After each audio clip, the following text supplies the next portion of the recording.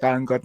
Asli, maksudnya kayak hitungan jam tuh langsung berubah. Asal cancel terus tiba-tiba reschedule, terus kita nggak tahu reschedule-nya kapan. Terus aku kayak yang, dan aku tuh sebenarnya itu nggak bilang orang rumah, aku tuh bener-bener kayak ini reschedule nih, ada kemungkinan aku nggak terbang nih dari Doha ke Munchen karena di situ tulisannya reschedule. Terus tapi aku nggak tega gitu bilang sama orang rumah, nanti mereka kayak makin pusing gitu, nggak tega sama mama sama papa, mereka tuh udah pusing banget, takut aku nggak bisa pulang ke Jerman lagi, kayak balik. Iya pastilah kalau orang tua pasti bilangnya, atau orang sini udah jangan dulu pulang, lagi pandemi juga, terus Jerman juga deket mungkin Eropa karena banyak juga, apalagi terkenal deket Italia ya, pasti banyak inilah spekulasi gitu sekarang tua juga. Ya mereka bikin khawatir, terus aku tapi kayak yang ya udahlah, kalau menurut aku kayak intinya aku ngikutin aja, kalau berangkat ya berangkat, kalau nggak berangkat ya udah tinggal balik lagi gitu di Indo. Iya. Nah aku takutnya kalau di Doha luntang lantung terus kayak iyalah itu lebih gimana ya. Ya udahlah, itu bener-bener loh menyerahkan nasib pada ini dong, pada udah deh serahkan aja lah, nggak apa-apa kalau di Doha aku harus luntang lantung juga bodo amat lah, aku udah kayak ya udah deh, aku harus ke Jerman soalnya harus nyampe lagi ke sini. Nah terus kalau pas proses keberangkatannya, sekarang kan ngomongin tiket, sekarang nyeritain pas berangkat dari si Bandung ke Soekarno-Hatta dulu kan, soalnya dari situ tuh di Jakarta udah mulai PSBB kan ya. Ya udah Udah mulai PSBB kan. Nah proses si penilangan atau penindakan kayak di perbatasan tuh gimana sih? Soalnya kalau PSBB di Kota Bandung gitu yang sekarang aku alami itu kayak nggak kurang benar-benar PSBB gitu. Jadi kayak ngelewat perbatasan Kota Cimahi Bandung pun ya asal pakai atribut lengkap, jadi kayak sarung tangan, masker, ya beres-beres aja gitu. Nah kalau pas kemarin dengan jarak yang Bandung Jakarta atau Bandung Soekarno Hatta kayak gimana sih? Nah ini ya, waktu keberangkatan itu PSBB kan udah kita tuh kayak waktu itu aku sama papa tuh kayak mikir kayak ini gimana ya kita ke Jakartanya. Terus papa tuh udah mikir udah pakai Prima Jasa aja, karena Prima Jasa itu papa tuh mikirnya, beliau tuh mikirnya kayak itu kan moda transportasi angkutan Bandung Bandara. Jadi kalau misalnya di itu tuh udah pasti nyampe ke bandara gitu. Nah, papa tuh takut kalau di tengah-tengah kalau pakai kendaraan pribadi, nah itu takutnya kayak dicegat, terus ditanya dan lain-lain, malah jadi menghambat ke akunya, kayak gitu. Moda transportasi Bandung Bandara tuh kayak udah jelas gitu tujuannya tuh nggak kemana-mana lagi selain ke bandara gitu kan. Nah, itu awal mulanya rencananya gitu, jadi nggak akan dianterin sama papa. Nah, terus pas ada pengumuman udah PSBB tanggal 22, PSBB Bandung, PSBB Jakarta, aku dari kapan ya itu yang lebih duluan kan PSBB Jakarta tuh. Jakarta lebih dulu. Terus cuman udah ada hai Tari Mbak, semangat. Udah ada kayak berita-berita, pokoknya tanggal-tanggal deket 25 itu berita-berita kayak orang yang mau masuk Jakarta tuh dipulangin lagi, ya nggak sih? Kan udah kayak masuk bandara Jakarta dipulangin, kayak gitu nggak boleh masuk gitu. Itu tuh udah bikin parno. Akhirnya karena tanggal 24 bandara ditutup, nggak ada katanya penerbangan internasional juga nggak ada, sama itu tuh kita tanggal 24 tuh langsung kayak ngehubungin orang-orang yang sekiranya berhubungan langsung sama bandara gitu, entah itu teman-teman aku ada yang kayak bantuin dia yang pilot lah, terus ada yang pramugari, terus ada yang aku juga kan posting di story kalau nggak salah, aku tanya ini ada yang pihak bandara yang tahu nggak, terus ada yang nah ternyata itu tuh semakin banyak informasi semakin aku pusing karena tiap orang tuh beda-beda dan tiap orang tuh ternyata nggak benar-benar tahu apa yang terjadi. Iya, cuman kabar burung doang kali ya. Iya, kayak kabar burung, kayak ya kalau aku mah dipulangin, misalnya ada pramugari misalnya, kalau aku mah dipulangin ya, tapi kan nggak tahu misalnya kayak gitu, bisa jadi itu dia pramugarinya lokal gitu, maksudnya kayak penerbangan lokal internasional kan, atau apa, pokoknya jadi semakin banyak info, ternyata bukan semakin banyak pilihan, tapi semakin bingung gitu. Dan apa sama mama tuh sampai ngehubungin keluarga di Jakarta, sampai kita punya rencana untuk nuker mobil pakai plat B, coba men, kayak ya udah nanti kita datang ke sini tukar mobil pakai plat B karena kita sudah mensiasati Jakarta. Sampai kayak gitu. Terus papa tuh sampai bilang, dan tanggal 24 itu aku telepon Prima Jasa tuh nggak jalan sama sekali, jadi emang nggak jalan katanya tanggal 24. Dan terus aku tanya gini, terus kalau besok jalan nggak Mas? besok ya harus ditelepon besok lagi. Kita juga nggak tahu besok jalan atau enggak. Terus kayak sangat membantu jawabannya, jadi nggak ada yang tahu. Jadi semua tuh serba nggak pasti, men. Sumpah itu nggak kayak digantungin banget, nggak ada yang pasti. Sampai akhirnya aku bilang, feeling aku kayak udah mending pakai kendaraan pribadi aja, apapun yang terjadi. Kalau kendaraan pribadi itu lebih secure lah, maksudnya kayak lebih aman lah gitu. Karena kan ya aku kalau nggak bisa. sekiranya suruh pulang juga bisa langsung pulang karena kan mobil pribadi Ya, gitu. takutnya kan kalau pakai kendaraan umum, ya kalau pakai kendaraan umum tuh takutnya ini apa? Tiba-tiba aku diturunin di jalan gitu ya, bawa koper 30 kilo gitu, terus aku nggak tahu mesti ngapain, kan bingung juga. Akhirnya aku bilang, "Pak, udah deh, pakai mobil pribadi aja, nggak apa-apa deh," aku bilang gitu. Aku feeling-nya pakai mobil pribadi aja, kita lihat tanggal 25, maksudnya besoknya. Nah, berangkat nih, itu tuh berangkat, ya ampun papa aku tuh udah katanya papa tuh nggak enak tidur, karena kepikiran. Papa tuh sebenarnya kepikiran, takut aku nggak bisa balik ke Jerman. Kalau papa sama mama sebenarnya seneng kan aku nggak balik Jerman ya, mereka seneng gitu aku di Indo. Tapi buat mereka tuh kepikirannya aku takut karena aku di Indo tuh mengganggu aktivitas kuliah aku dan aku bakal susah gitu hidupnya gitu. Masa depan aku tuh bakal sulit intinya gitulah. Papa sama mama tuh takut masa depan aku bakal susah. Dan emang mereka tuh nanya kenapa gimana kalau misalnya ke Indo, kalau misalnya tetap di Indo bisa nggak? Kalau kuliah sebenarnya nggak masalah karena kan bisa online gitu. Karena sekarang juga kuliah online dan aku emang nggak ada kuliah lagi. Tapi masalahnya adalah visa aku itu permasalahan utama. Visa itu adalah salah satu alasan kenapa aku tanggal 25 tuh harus balik ke Jerman. Terus aku bilang gini, visa aku tuh cuma sampai bulan Mei. Terus aku bilang gitu. Terus papaku tuh bilang, terus gimana kalau perpanjang dari Indo bisa nggak? Terus aku kayak, agak mungkin bisa gitu. Aku bilang Iya. mungkin bisa aja. Cuman itu akan jadi jalan yang panjang dan sulit. Aku bilang kayak gitu, bakal sulit banget. Dan semua dokumen aku tuh di sini, di kosan, maksudnya di Wonong. Tau nggak, men, itu aku parah banget sih. Itu aku feeling aku tuh emang sebelum aku berangkat ke Indo, aku tuh udah mikir aku bawa dokumen untuk perpanjang visa nggak ya? Tapi entah kenapa aku tuh nggak dibawa, men. Itu tuh nggak ngikutin feeling tuh, bener sih. Di atas meja itu mereka udah di atas meja dokumen Tapi nggak aku dibawa. di atas aja tinggal dibawa, nggak aku bawa. Kayak buat apaan emang aku bakal perpanjang visa di Indo gitu, kayak nggak mungkin. Terus aku bilang kan ke papa kayak akan susah sih pak, soalnya dokumen aku semua ada di Wonong, aku bilang kayak gitu. Terus kata papa ya udahlah sok kita cobain aja. Nah berangkat nih pagi-pagi, papa tuh minta surat RT, keterangan RT, keterangan RW untuk kayak Surat jalan. surat jalan gitu untuk kayak mereka kayak keterangan bahwa kita tuh di jalan gak kemana-mana, cuman Bandung bandara gitu. Jadi karena mungkin takut kalau misalnya keluar Jakarta atau gimana tuh ya riskan lah ya, intinya bakal lebih banyak penyebaran atau apa nggak tahu. Tapi akhirnya dikasih surat jalan dari Bandung ke bandara pagi-pagi, dan untung penerbangan aku tuh kan sore ya, jam 6 sore, jadi memang dari pagi tuh udah bisa nyiapin banyak hal. Papa beli surat jalan, terus aku ngeprint segala dokumen aku gitu. Aku print tiket pesawat, aku print fiction bisa ini bung aku, terus aku print enggak sih itu fiction karena emang udah di print. Aku print ini immatriculation bisa ini gung kayak keterangan. Terus aku print email kampus bahwa aku tuh harus balik ke Jerman gitu, kayak di kampus pokoknya bikin surat email gitu bahwa kalau bisa yang bernama Runi gini diizinkan masuk ke Republik Deutschland kayak gitu lah intinya. Oh, itu surat saktinya ya. Ya kayak ada surat sakti gitu ada email surat sakti gitu, di print, aku print semuanya, udah disiapin, aku fotokopi jadi 2 karena buat surat keterangan papaku pulang sama mama karena takut Ya. dari Jakarta nggak bisa masuk Bandung gitu kan. Itu makanya kayak aku print terus fotokopi, buat aku 1 suratnya, buat papa sama mama 1.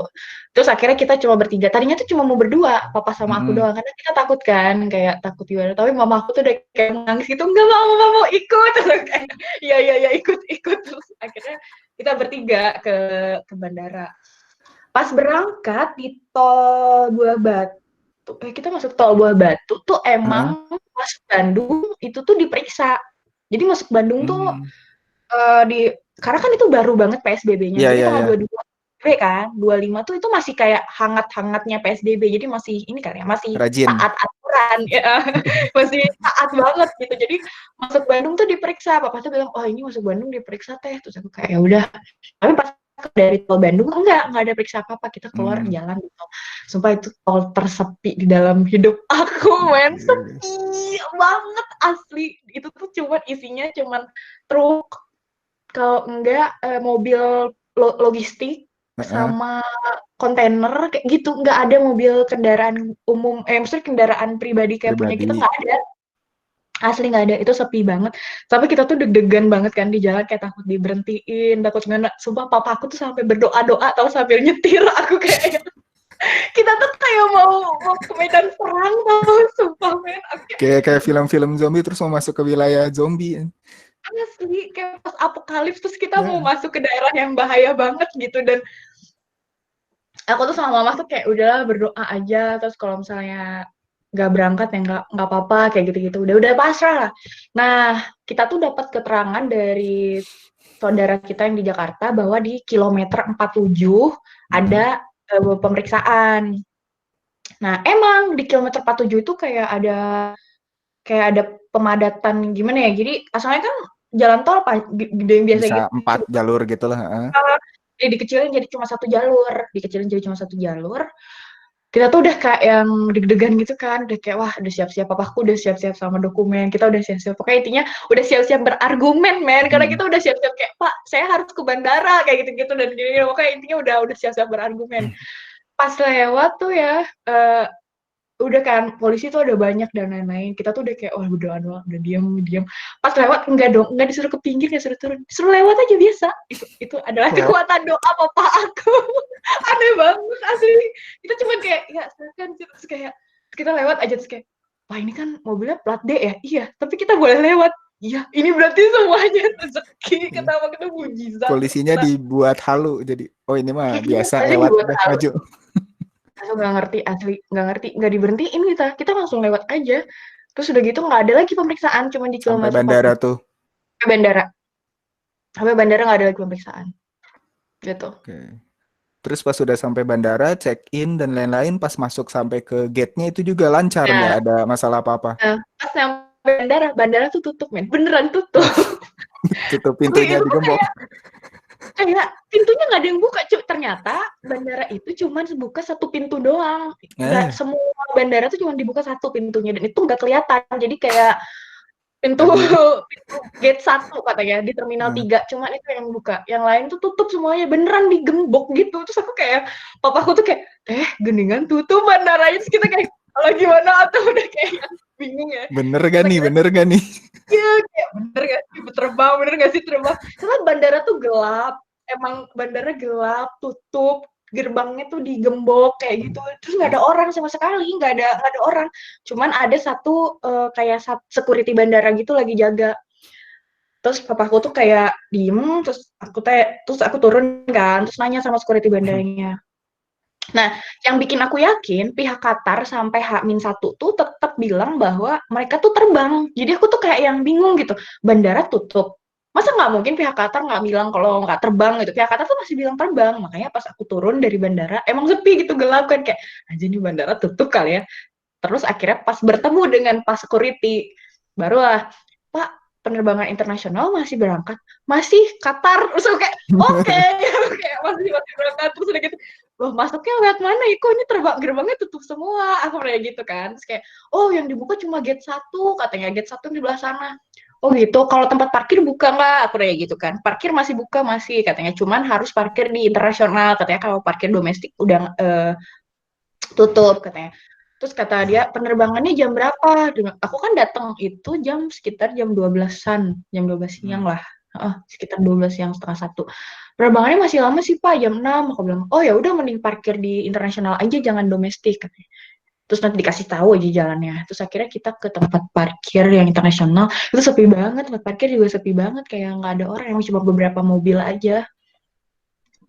Terus kita masuk, dan bandarnya emang sepi banget sih, bisa masuk. Dan itu kayak, tau nggak, petugasnya tuh udah kayak malas-malasan gitu, aku nggak diperiksa berat apa itu apa suhu badan nggak diperiksa, terus kita masuk cuman diperiksa ini aja kayak koper doang, udah gitu udah selesai, nggak ada orang lagi. Dan itu adalah orang kedua yang aku temui di bandara. Jadi security yang pertama satu orang, terus orang keduanya adalah pihak kayak dia jaga pintu gitu untuk ini jaga ini apa sih, rolling buat ini koper kayak gitu. Koper Itu itu, terus kita kira udah diem aja di situ, nggak ada orang lagi. Terus akhirnya ke musola, di musola lumayan lah, sekitar 5 orang lah, ada 6 orang. Tapi semuanya bisa dihitung jari, nggak Kalau tiba-tiba wah banyak, nggak di ada. pesawatnya?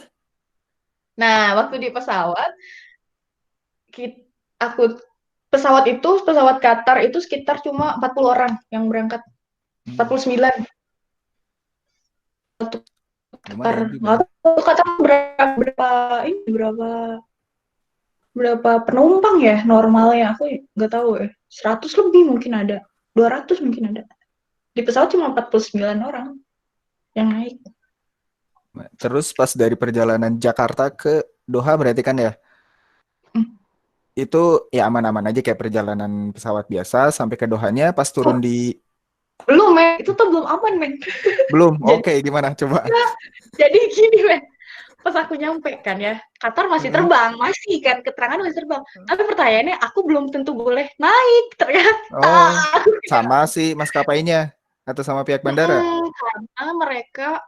karena mereka harus dapat keterangan pasti dari pihak Munchen aku on board Oke. ternyata. Jadi pas kita kan, jadi Qatar itu satu-satunya maskapai yang terbang. Maskapai lain tuh emang di cancel semuanya, semua bener-bener semuanya. Cuma Qatar yang terbang. Dan sama maskapai kayak pokoknya kayak ke luar negeri tuh masih terbang, ke Inggris, ke Inggris atau kemana ya? Pokoknya ke Singapura tuh masih ada kalau nggak salah. Ke Malaysia masih ada. Ke Singapura, Malaysia, terus Korea kayaknya masih kalau nggak salah. Ya udah Ucil, Korea, terus sama Qatar. Nah, terus uh, pas lagi Mas datang nih ya, kan kita belum bisa. Aku udah nanya ke customer service-nya karena aku pengen nanya keterangan dari Qatar, gimana nih Doha. Aku tuh ngecek lagi di bandara Doha Jerman tuh masih reschedule tulisannya men. Belum tahu aku tuh kayak schedule-nya tuh kapan aku ke Munchen. Aku tuh kayak anjir nih masih reschedule, aku kayak gitu kan. Terus akhirnya aku tanya pihak customer service-nya, kalau pihak Qatar buka ini nggak customer service juga. Terus dia bilang, oh Qatar baru datang jam 3 sore katanya, kamu tunggu aja jam 3 sore. Udah itu akhirnya aku sama mama sama papa tuh ya luntang-lantung aja di bandara, nggak ada tempat makan kan. Mama sama papa tuh ini kan puasa, aku nggak puasa hari itu, nggak puasa. Terus kayak aduh lapar, cuman ada Circle K dong yang buka satu sama satu restoran, dan itu mahal banget. Akhirnya udah di Circle K kita makan, aku beli pop mie atau makan pop mie terus Ya, emergency. nunggu sampai jam 3 akhirnya bisa check in bagasi. Pas mau aku udah nih ya check in bagasi, ternyata di situ aku ketemu sama si cewek yang di PPI Jerman, dia ngeposting ternyata dia dipindahin ke tanggal 25 April. Hmm. Di belakang aku tuh banyak student dari Jerman, kayak pas aku lagi ngantri itu dia kayak ngobrolin soal, Kak, kamu dapat nggak kayak dari Uni surat keterangannya? Terus kayak, Kak, kamu udah oke on board nggak gini-gini? Ya nggak tahu, tapi di Frankfurt. Terus aku kayak, wah, ini student juga nih, aku mikir gitu. Terus akhirnya ngobrol lah, nanya-nanya, kayak kalian ke Jerman juga? Iya, tapi kita turun di Frankfurt. Cuma aku satu-satunya student yang turun di Munchen. Semua student Indo yang harus ke Jerman, itu tuh kita akhirnya ngobrol tuh ada sekitar 1, 2, 3, 4. Sama aku tuh berlima, ada 5 student yang harus pulang ke Jerman, 4 di Frankfurt, 4-4-nya. Cuma aku doang yang di Munchen. Nah, satu udah dapet oke on board karena dia tuh udah korespon. Nah, si satu yang udah dapet oke on board itu yang posting di PPI Jerman yang nanya, aku tuh disuruh ini, katanya disuruh minta keterangan dan lain-lain, kok kalian kayak gitu. Dia yang dapet oke on board. Jadi dia udah dapet boarding pass. Nah, kita berempat nih yang student sisa, pas gitu kita udah masukin bagasi, terus dia bilang ini kita harus nunggu keterangan dari pihak Munchen dulu ke aku ya, kalau yang lain mungkin pihak Frankfurt kali, pihak Munchen dulu kalau kamu boleh naik kata dia. Terus aku kayak gitu ya mbak, aku sebenarnya udah emailan aku bilang gitu, tapi email terakhir itu katanya Munchen minta ini, aku udah kirim, tapi mereka pihak Qatar belum balas lagi, aku bilang kayak gitu. Terus dia bilang, ya udah nanti kita email aja dari sini, boleh minta nggak keterangan kayak visa, paspor dan lain-lainnya. Terus aku bilang, Mbak ini butuh juga nggak? Aku ngasih surat email, surat sakti ya. Ini surat sakti, ini immatriculation aku, ini apa visa aku, ini paspor aku. Terus sama si mbak-mbaknya, iya katanya, nggak apa-apa dibawa aja. Itu tuh akhirnya aku tuh disuruh nunggu, tunggu aja ya katanya. Itu biasanya nggak tahu. Terus aku bilang, Mbak, terus emailnya kapan datangnya? Ya mungkin sekitar setengah jam atau 15 menit sampai setengah jam. Kayak oh ya udah nunggu. Taunya nunggunya sampai mau jam 6 sore sampai mau boarding. Itu tuh aku udah kayak stres banget men, karena nggak dapet kabar. Anak-anak student lain tuh udah pada diem aja sama keluarganya aku, sama papa aku tuh udah diem aja kayak ini kita bisa berangkat ke Jerman atau enggak.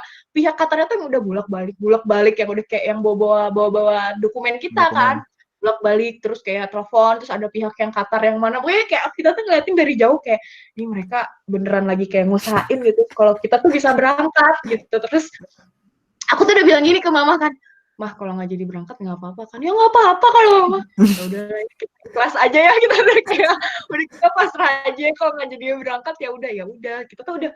Terus tiba-tiba ada pengumuman apa QR, bawa satu namanya silakan naik ke pesawat. Aku tuh belum dapet oke on board sampai si pengumuman QR bla bla bla bla. Kayak dia aja udah akhirnya aku berdiri terus kayak yang ini gimana ya, sampai udah panggilan kedua atau ketiga pihak Qatarnya tuh selalu lari gitu kayak apa Miss Rooney, terus aku kayak iya langsung kayak ya udah boleh oke on board. Itu tuh adalah momen-momen kayak mau bisa terus kayak ya udah langsung kayak wah cepet gitu lari-lari dong aku dari check in Qatar, check in bagasi Qatar sampai akhirnya sama pihak Qatarnya dianterin, sama pihak Qatarnya dianterin. Aku tuh penumpang terakhir. Mereka kayak emang kayak pakai walkie-talkie gitu kan. Ini last passenger katanya. Yang terakhir. Gate berapa ya? Pokoknya itu tuh cuma satu gate yang ini yang kebuka. Terus kayak penumpang terakhir kayak gitu-gitu. Dan aku tuh ditemenin sama satu orang Qatarnya. Masuk aja ke ini apa ke rolling itu, terus kayak udah diperiksa dan lain-lain. Dan akhirnya berangkat sih, dan itu kayak semua, dan aku tuh tahu di pesawat ada 49 orang karena si petugas Qatarnya itu ngobrol sama petugas lain kayak ini yang terakhir mas, iya ini terakhir katanya. Terus habis ini nggak ada lagi katanya. Ini udah yang terakhir. Ada berapa totalnya? 49. Terus aku kayak, oh 49 orang, kata aku kayak gitu.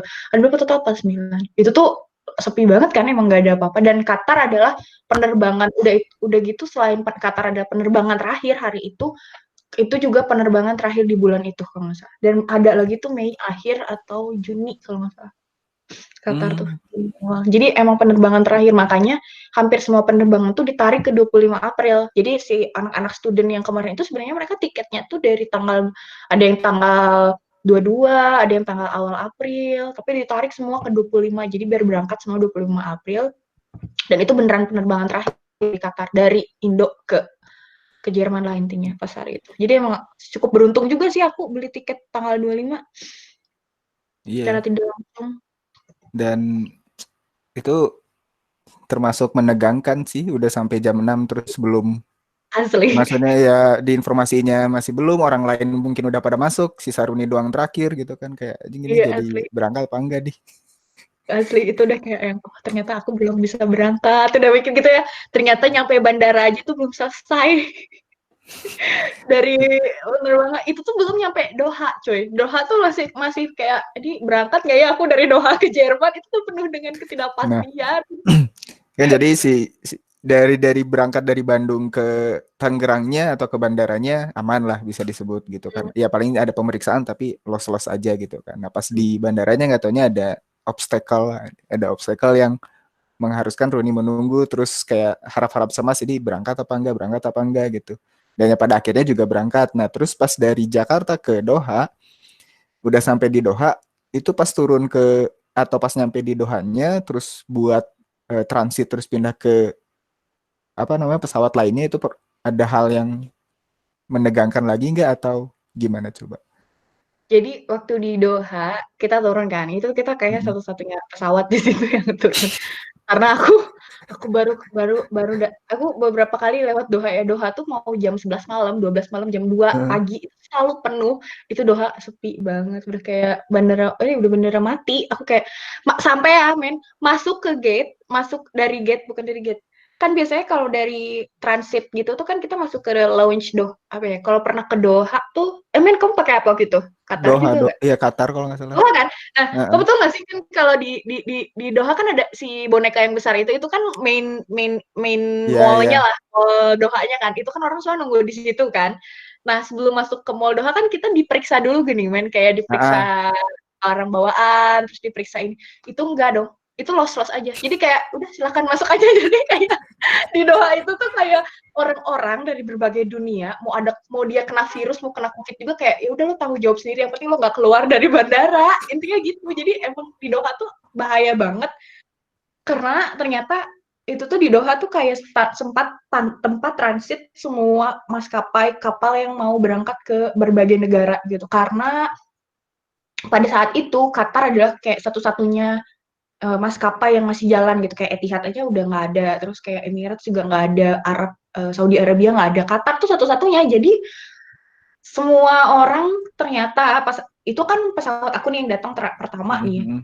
pas agak malam itu ada pesawat itu kayak dari Filipina, kita tuh semua orang Filipina, aku kayak ini orang Indo, orang mana, kan mirip ya sama kita ini orang, terus ternyata mereka ngomong bahasa ini, oh ternyata Filipina, karena yang terakhir kayak Hanoi, ke yang Hanoi itu banyak banget orang Filipina, orang Korea, orang Jepang, oh, pokoknya itu semua, itu Cina semua di bandara Doha semuanya. Kita tuh udah kayak wah ini ternyata, dan mereka udah nggak peduli, udah kayak bodo amat ada covid atau enggak, yang penting lo nggak keluar dari Doha lah, intinya nggak keluar dari Hamad gitu. Di Hamad tuh emang udah nyampur banget sih semuanya, tapi emang sepi. Nah, aku tuh memastikan kayak pesawat aku berangkat atau enggak. Ternyata di Doha jadwalnya pesawat aku tuh masih berangkat Doha Hmm. Jerman, nggak di reschedule. Walaupun di website masih tulisannya reschedule, tapi di boardnya Hamad tuh berangkat. Jadi aku di situ kayak, udah deh, kayaknya aman deh berangkat gitu. Walaupun lagi kayak gini mah ya, apapun bisa terjadi gitu. Aku selalu mikirnya, Iya. lagi seperti ini, apapun bisa terjadi. Kamu jangan dulu optimis rendah kayak ya udah tunggu aja sampai kamu berangkat gitu. Makanya aku tuh sebenarnya waktu nunggu di Doha tuh walaupun di board schedule-nya masih berangkat tuh aku masih tetap yang ya udahlah nggak usah terlalu berharap dulu, diam aja dulu gitu, kayak aman ya, kayak tenang aja dulu, nanti kalau saya udah bener-bener di pesawat baru kamu udah yakin oh ya nyampe ke Jerman kayak gitu. Berapa lama Dan tuh diam di Dohanya? Transitnya waktu lama itu? banget, 11 jam aku transit, An 11 gitu. Waduh. Tahu kan asli, karena itu satu-satunya jadwal berangkat ke Munchen. Jadi Hmm. jadwal ke Munchen itu cuman sekitar seminggu sekali, itu nggak tahu 2 hari, 3 hari sekali. Jadi itu aku masih untung ya nunggunya nggak sampai 2 hari atau 3 hari ya, 11 jam gitu, karena besoknya baru berangkat. Kalau yang lain katanya kan ada kayak kalau pakai Garuda misalnya di Amsterdam itu tuh bisa nunggu Mhm. sampai 2 hari atau 3 hari sampai dari Amsterdamnya misalnya ada pesawat nyampe ke Munchen. Karena itu jadwalnya juga memang nggak sering. Tapi pas boarding pass dan yang lain-lain di Doha tuh juga aman-aman Hmm. aja? Pas lagi kayak gitu udah daftar, udah ini kan ngantri, pas Heeh. boarding pass dan lain-lain, udah boleh masuk nih ke ruang tunggu yang tinggal Heeh. berangkat tuh aku udah ngerasa aman, udah kayak wah aman nih, udah bisa. Udah itu tuh aman sih, udah kayak nggak ada masalah apa-apa. Karena ternyata ya udah oke on board ini. Terus tapi aku tuh kayak mikir, wah ini kamu baru bisa berangkat naik pesawat, Run. Nanti di imigrasi di Munchen ada lagi nih kalau Nah gitu, itu. kayak kamu bisa jadi nggak boleh masuk. Terus aku kayak ya juga benar, dalam hal itu udah kayak selalu kayak expecting the worst gitu loh, men, kayak Iya, iya. Ya maksudnya kan normal aja kalau ke Jerman tuh di imigrasi tuh kayak tegang gitu kan, kayak normal aja tuh kayak ditanyainnya tuh belibet lah gitu. mhm mhm. Nah, ini lagi keadaan kayak gini pas udah dari Doha ke Jermannya, itu kondisi di Jerman tuh sebenarnya gimana sih dalam proses si penerimaan warga negara asing gitu pas di bandaranya? Waktu pas lagi berangkat pakai pesawat itu yang warga negara asingnya memang bisa dihitung jari sih, nggak banyak banget. Hmm, Banyaknya tuh warga negara Jerman, Jermannya. warga negara Jerman atau Uni Eropa kayaknya. Jadi Uni Eropa yang emang kerja dan tinggal di Jerman. Jadi kayak banyak orang-orang yang baru pulang lah ke Jerman lah intinya. Terus aku emang nggak nunggu-nunggu lama, karena kan aku juga menghindari, intinya kan aku juga sebenarnya takut ya, takut kena virus atau aku takut carrier gitu. Jadi aku juga sebenarnya Mm-mm. menghindari ketemu orang gitu. Jadi aku kayak habis ini langsung cepet-cepet ngambil bagasi langsung ke imigrasi. Nah, pas lagi ke imigrasi itu aku tuh orang ketiga kalau nggak salah. Di depan aku tuh enggak, orang keempat. Di depan aku tuh ada 2 orang dari Iran.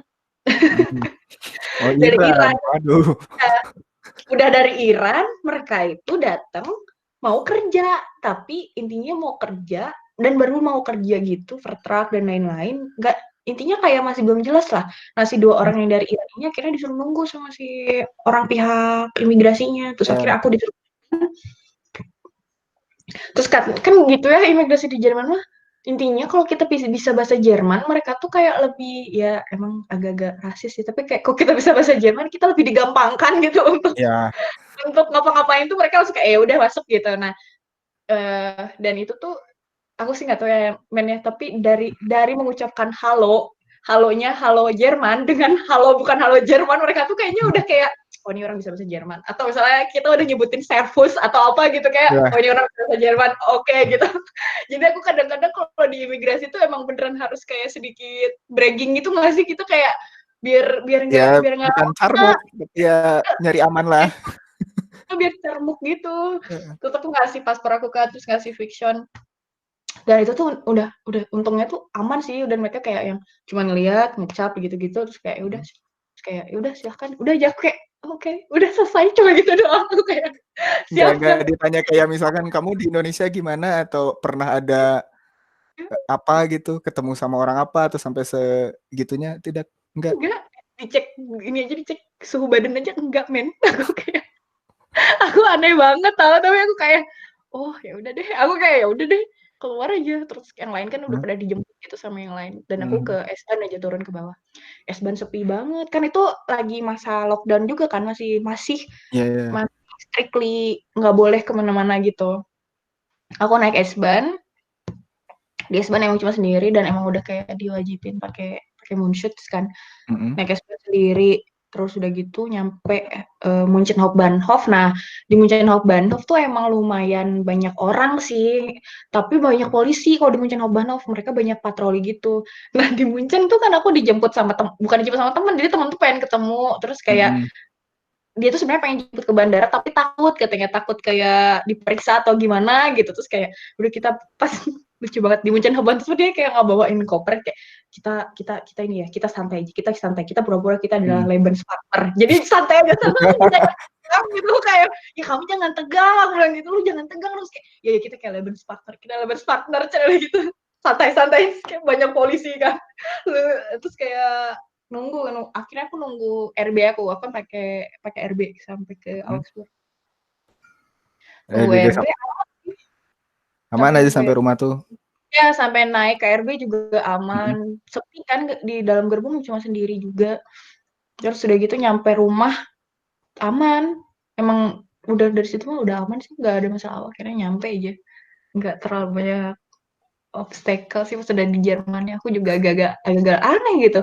Aku pikir tuh bakal diperiksa suhu badan, nah cuman pas dateng emang dikasih kertas gitu kalau kita tuh harus karantina 14 hari mandiri. Terus kalau misalnya ada apa-apa ngehubungin nomor ini, ngehubungin email ini, terus ada kayak kayak Satgas Covid lah. Jadi dia kayak ngasih keterangan gitu bahwa Mm. kalau kamu ngerasa ya batuk atau apa dan lain-lain, hubungin langsung ke nomor ini dan lain-lain. Terus aku harus daftar, kayak harus melden gitu kalau aku tuh baru datang dari luar negeri, dan emang lagi heim quarantine di rumah kayak gitu selama 14 hari kayak gitu. Nah, katanya sih normalnya itu biasanya diperiksa, cuman aku sampai hari ini nggak ada yang meriksa ke Wonung sih. Jadi aku kayak oh ya udah berarti aman. Ya, bedanya Dan dunia ke-1 sama dunia ketiga gitu kali ya. Ya kalau dari mereka kayak penanganan, percaya banget tuh, kayak percaya orangnya disiplin gitu, tapi entah gimana iya, kayaknya iya. emang alamnya Jerman tuh kayaknya alam semestanya tuh kayak mendorong kita untuk disiplin sih. Kayak aku keluar aja tuh nggak enak banget. Padahal kayak sebenarnya nggak ada yang periksa juga ya, kalau kamu mau keluar ya sok aja gitu. Tapi kayak, aduh enggak deh. Tapi emang waktu pas aku di Bandung juga aku nggak berani. Waktu pas baru datang dari Jerman kan emang nggak terlalu berani keluar kan. Takut carrier soalnya. Maksudnya aku sehat-sehat aja. Tapi aku takut bawa kan. Terus Iya. ngenularin ke orang lain. Itu sih.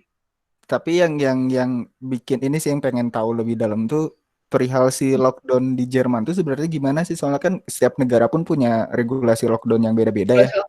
Terakhir Hmm, dengar tuh katanya di Jerman boleh keluar asal berdua maksimal gitu. Atau soalnya iya, teman-teman yang di Berlin pun kayak masih sekarang tuh beberapa orang ada yang update cuek aja gitu mereka lagi hangout di taman. sekarang Jadi, udah ini udah dicabut ini ya. oh lockdownnya udah beres. Mulai tanggal 6 Mei itu kamu boleh mengunjungi teman, tapi kayak bukan mengunjungi teman ya, kayak ngunjungin kayak verwante atau ngunjungin nenek, kakek kayak gitu-gitu, tapi kayak antar rumah gitu lah intinya boleh, tapi nggak boleh banyak-banyak kayak di dalam rumahnya intinya gitu boleh mengunjungi teman. Terus sekarang tuh freezer udah dibuka, semua geschäft tuh udah buka sekarang. Kemarin kan Hmm. masih tutup, semua geschäft tuh sekarang udah buka, tapi harus pakai mundshut, harus pakai masker kalau kemana-mana kalau pergi. Nah, waktu pas sebelum Ausschreibungsbeschränkungen-nya ini kan udah dicabut ya sama siapa sih pokoknya dari kementeriannya udah dicabutnya tanggal 6. Sebelum-sebelumnya bentuk lockdown-nya tuh intinya kalau misalnya pergi keluar boleh berdua kalau misalnya dia tinggalnya satu sama Lebenspartner. Kalau Hmm. banyakan ya tinggalnya memang satu keluarga itu boleh kayak gitu. Dan ya itu harus ada keterangannya juga mungkin ya. Aku nggak tahu dari keterangannya dari mana kalau orang Jerman sama Lebenspartner. Terus harus bergerak, nggak boleh diem. Kalau dulu tuh Oh. jadi kayak kita nggak boleh diem di taman, nggak boleh ya leha-leha kayak gitu, harus terus bergerak, jadi kayak boleh jalan kaki kayak gitu, boleh spazieren gehen, boleh olahraga juga kayak lari kayak gitu, sepedaan boleh, tapi nggak boleh kayak nggak boleh berhenti aja, nggak boleh diem. Terus kalau ngobrol, nah tapi waktu pas di Munchen Hauptbahnhof ya itu tuh udah ada loh orang yang ngobrol kayak Hmm. berkelompok gitu, walaupun jauh-jauhan gitu ngobrolnya, tapi mereka ngobrol gitu berkelompok sekitar 5 orang, kayak maksimal 5 deh, 5 orang masih boleh deh. Soalnya polisi lewat ya lewat aja. Pas kemarin aku lihat kayak, oh ini mereka ngobrol nih berlima bisa. Maksimal Oh, 5. jadi nggak ada pemeriksaan sampai ya kayak di Indonesia lah kalau PSBB kan kayak ada orang kumpul-kumpul langsung kayak di 86 nih lagi ramai kan ada orang kumpul-kumpul di apa ya langsung digerebek suruh pulang. Terus kemarin Ya juga itu ada juga. warung buka Satpol PP tutup kalau nggak tutup kena sanksi gitu. Nah, itu juga kayaknya kalau misalnya ngumpul-ngumpulnya banyak banget sih ya dibubarin sih. Tapi kan ini kayak ya karena 5 orang mungkin maksimal 5 jadi boleh. Nah sekarang tuh karena udah pada buka ya Geschäfte kayak Hmm. DM kayak gitu Aldi emang sebenarnya dari dulu juga udah buka sih. Tapi kayak mall udah buka hari Senin tuh City Gallery Hmm. buka, mall buka. Terus em, sekarang tuh yang boleh tuh apalagi ya kayak oh boleh wander, udah boleh wander kayak udah boleh pergi ke pokoknya intinya kalau olahraga tuh kalau bisa di ruangan terbuka lah, jangan di ruangan tertutup kalau nggak salah. Terus udah boleh ketemu temen kalau nggak salah, tapi tetap harus kayak jaga jarak sama yang lain 1,5 meter. eh Pas lagi lockdownnya, oh tuh sudah boleh grillen kayak gitu tuh udah boleh sekarang. Jadi udah lebih Oh aman. menarik. Hmm. Oke, nah ini buat yang mau nanya bisa langsung di chat ya. Nanti ku sampaikan pertanyaannya kepada Runi. Iya, Sampai sekarang iya sebelum boleh. ada yang mau nanya. Nah, terus kan sekarang ngomongin si COVID-nya mah mungkin udah apa namanya ya? Halo Ya Gea. halo Gea, mau tanya apa Gea? Pasti keren dia mah gerak. Ditunggu Gea, lagi ngetik ini kayaknya. Iya, iya. Ada apa COVID-COVID? Ya kan kalau COVID mah ya intinya semua negara mengalami hal yang sama, terus juga Hmm. menanggapi juga menanggulangi dengan kekuatan semaksimal mungkin gitu ya dari sisi ya segala segala aspek lah. Hmm. Terus nah sekarang mah yang jadi ini sih mau nanya yang jadi penyebab penyebab apa ya? Penyebab terkuat kenapa Rooney harus balik gitu. Kan kalau misalkan tadi disuruh kampus gitu, apakah memang ada urgensitas atau hal yang sangat mendesak untuk pulang ke kampus atau Hmm. memang gimana gitu sebenarnya? Kalau Hmm. mulai kalau mau di-share sih boleh. Boleh banget. Hmm. Yang pertama, visa aku tuh habis Mei. Mm-mm. Itu kan, yang pertama makanya itu ada urgensi kayak aku kayaknya mesti balik lagi ke Jerman. Dan lebih gampang kalau ngurusin visa di sini.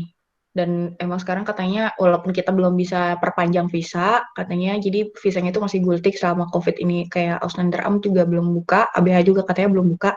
Tapi setidaknya kalau kita ada di Jerman, kan lebih gampang ya. Maksudnya kayak ya kita nggak kemana-mana gitu. Dan bisa lewat, katanya bisa lewat email, korespondensi, dan lain-lain. Terus yang kedua, aku kan punya beasiswa di sini. Nah, lewat beasiswa itu sebenarnya kita nggak boleh terlalu lama ada di negara asal kita. Karena beasiswa aku tuh dia bayar pajak di sini dan sebisa mungkin aku harus ada di Jerman. Nah, sebenarnya beasiswa juga bisa ngeluarin surat sakti bahwa aku terus pulang ke Jerman lagi. Cuman waktu itu tuh aku kayak ngerasa bahwa mungkin dari kampus juga cukup gitu, nggak perlu dari beasiswa dulu lah gitu. Aku mikirnya kayak gitu. Nah, salah satu teman beasiswaku juga udah ngirim email gitu kan. Rum, coba lo tunjukin email ini karena ini juga kayak bisa jadi surat jalan karena di sini ada keterangan bahwa kamu tuh di Fordern sama Bundesland gitu. Kamu di Fordern sama Bundesland dan ya kamu sebisa mungkin harus ada di Jerman gitu, nggak boleh ada di negara lain kayak gitu. Dan itu emang bakal ribet sih kalau dari beasiswa bahwa misalnya nih, kalau aku tetap stay di Indo, aku kan mesti bilang pihak beasiswa kalau aku nggak ada di Jerman. Dan mereka bisa saja kayak intinya kayak bikin ya intinya itu kan beasiswa untuk aku hidup di Jerman kan intinya, bukan hidup di Indonesia. Dan bisa jadi ada kemungkinan kalau misalnya aku tinggal di negara yang bukan foreign beasiswa aku tuh aku pasti dicabut beasiswanya atau kayak di cancel atau di pending dulu sampai aku misalnya balik lagi ke Jerman kayak gitu. Dan ya itu intinya bakal ribet lah, kayak bakal banyak hal yang harus aku urus gitu, intinya bakal banyak kesulitan-kesulitan. Semua masih bisa aja kalau memang terpaksa nggak bisa berangkat kayak gitu. Makanya kemarin tuh kayak dicoba dulu aja lah, sebisa mungkin dicoba dulu bisa berangkat atau enggak. Perihal nanti misalnya tetap jadinya nggak bisa berangkat, ya udahlah gitu. Berarti aku harus ngurusin banyak hal gitu. Udah mau ngurusin visa, ngurusin kuliah, terus ngurusin beasiswa dan lain-lain kayak gitu. Walaupun eventually aku pasti bakal harus ke Jerman lagi karena aku penelitiannya di sini kan. Jadi kayak gitu, makanya urgensinya itu sih. Visa sama beasiswa. Tapi kalau misalkan sekarang, tadi kan perkuliahan udah beres karena udah semester 4 ya. Nah, sekarang ada mulai prosesi penelitian tesis kah atau masih kayak nungguin beres COVID kah atau apa tuh si perkuliahannya? Profesor aku sih udah bilang bahwa harus dipikirkan kalau kalian penelitiannya ke lapangan, dipikirkan lagi untuk mengganti sampel. Intinya kayak apa ya? Sekarang tuh hampir tidak mungkin untuk kita bisa penelitian ke lapangan lah intinya gitu. Jadi bisanya mungkin lewat online kalau apa-apa. Dan memang untungnya penelitian aku itu memang dari awal tuh sebenarnya online survei dan lain-lain. Jadi nggak harus datang ke lapangan. Untungnya kayak gitu. Sedangkan mungkin yang lain teman-teman yang lain ada yang harus putar gimana caranya merubah metode dan lain-lain biar mereka bisa penelitian dan cara yang lain kayak gitu. Dan aku sebenarnya belum mulai lagi nih bikin paper di penelitian karena kemarin tuh kayak masih